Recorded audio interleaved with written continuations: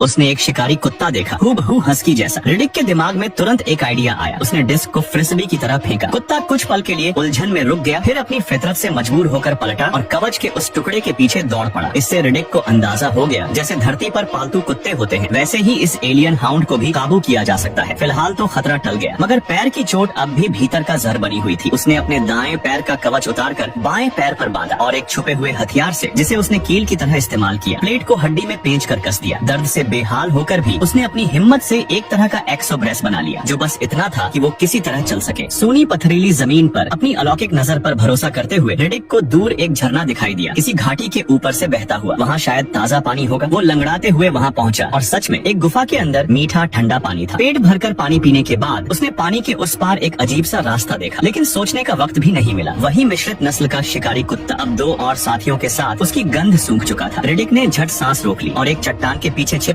उनकी हर हरकत पर नजर रखने लगा। उसे अंदाजा भी नहीं था कि कीचड़ में कुछ और भी ज्यादा खतरनाक छिपा है। जैसे जैसे शिकारी कुत्ते पास आए, अचानक कीचड़ से एक पूंछ उभरी शिकार को फंसाने के लिए। अगले ही पल एक सांप जैसे जीव ने एक कुत्ते के पैर में काट लिया। विष इतनी तेजी से फैला कि कुछ सेकंड में वो तड़प कर वहीं मर गया। बाकी 2 कुत्ते डर के मारे भाग निकले। अब रिडिक के छिपे रहने का कोई मतलब नहीं रहा। ऊपर आसमान में मंडराते गिद्ध और पास पड़ी किसी विशाल जानवर की खोपड़ी देखकर उसे भी समझ आ गया, ये जगह रुकने लायक नहीं। लेकिन जैसे ही वो मुड़ा, सामने वही सांप रूप दैत्य आ खड़ा हुआ। इस बार पहले के तजुर्बे से वो तैयार था। उसे पता था पूंछ महज धोखा है, असली वार नीचे से आता है। उसने एक मोटी हड्डी उठाई और दैत्य के जबड़े रोकने में झोंक दी अपनी पूरी ताकत। जीव पीछे हटा तो रिडिक ने तुरंत हड्डी छोड़ दी और धूप की तरफ भागा। सौभाग्य से वो किसी तरह बच गया। वो जीव धूप में ज्यादा देर टिक नहीं सका, गुस्से से हड्डी चबाई और कीचड़ में वापस चला गया। अब रिडिक को पूरी तरह समझ आ गया था, इस ग्रह पर हर चीज उसे जिंदा निगल जाना चाहती है। अगर जिंदा रहना है तो उसे सबसे पहले अपनी चोट ठीक करनी होगी। शाम तक उसे एक गुफा मिली, दिखने में थोड़ी सुरक्षित। अंदर इंसानी मौजूदगी के पुराने निशान थे। उसने वहाँ बने पत्थर के स्मारक को गिराकर उसके नीचे के छोटे गड्ढे में शरण ली। कम से कम उस रात वो वहाँ चैन से रह सकता था, चोट पर आराम पा सकता था और सोच सकता था कि वो इस हालत में पहुँचा कैसे। नींद में वो खुद को फिर अपने पुराने वैभव में देखता है। वो पल जब उसने नेक्रो का पहला लॉर्ड मार्शल बनकर पिछले राजा को हटाया था और इंटरस्टेलर साम्राज्य का ग्रैंड